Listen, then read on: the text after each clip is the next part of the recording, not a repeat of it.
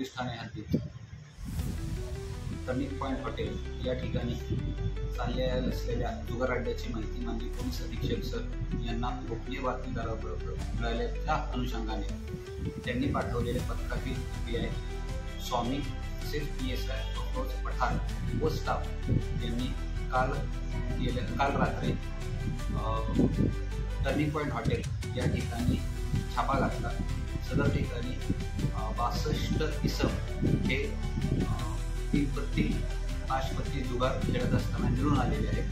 त्या सर्व 62 लोकांना ताब्यात घेण्यात आलेले आहे। त्या छाप्यामध्ये एकूण 4,25,000 रुपये रोख तसेच 20 मोटरसायकल 4 चाकी व 1 रिक्षा तसेच मोबाईल असा एकूण 54,82,220 रुपयांचा मुद्देमाल जप्त करण्यात आलेला आहे।